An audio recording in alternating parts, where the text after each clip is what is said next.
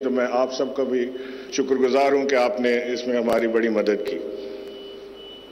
मैं देख रहा था कि हमारी सिंध हुकूमत को एक तो नवाज शरीफ वाले हैं ना, जिनको बहुत ज़्यादा तकलीफ है इसकी। वो चाहते हैं कि नवाज शरीफ इफ्तिताह करे, तो हमारा दिल तो इतना बड़ा है कि नवाज शरीफ पाकिस्तान आए तो सही, इफ्तिताह भी करा लेंगे उनसे हम। वो तो लंदन बैठे हैं। जो सिंध हुकूमत यहाँ पे कर रही है हमारे इस सूबे के साथ या शहर के साथ, वो बिल्कुल नया है। फर्क सिंध हुकूमत की ट्रांसपोर्ट में हम इंग्लिश में सफ़र करते हैं और इस ट्रांसपोर्ट में आप आसान उर्दू में सफ़र कर पाएंगे। वो बसें जो हम स्कूल कॉलेजेस में जिनमें लटक के जाते थे, जो फटी हुई बसें होती थीं, वही बसें आज भी कराची वालों के नसीब में हैं। 14 साल में सिंध हुकूमत ने एक बस देना मुनासिब न समझी इस शहर को, और अब जब हमारी ग्रीन लाइन की क्वालिटी की बसें चलने वाली हैं तो अनाउंसमेंट पे अनाउंसमेंट हो रहे हैं कि 200 बसें आ रही हैं, कि 250 बसें आ रही हैं, और ये हेल्दी कंपटीशन है।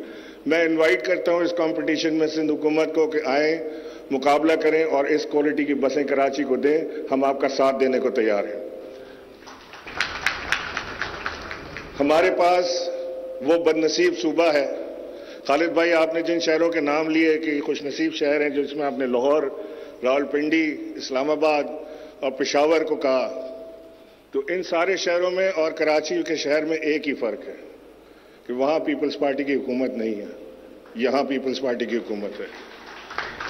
हमारे इस बदनसीब सूबे के अंदर ना हमें सेहत कार्ड देने दिए जाते हैं, नहीं पार्टिसिपेट करते, ना ही इसके अंदर जो कफालत प्रोग्राम है वो होता है, नहीं पार्टिसिपेट करने देते, ना नया पाकिस्तान के जो कार्ड्स हैं वो आते हैं।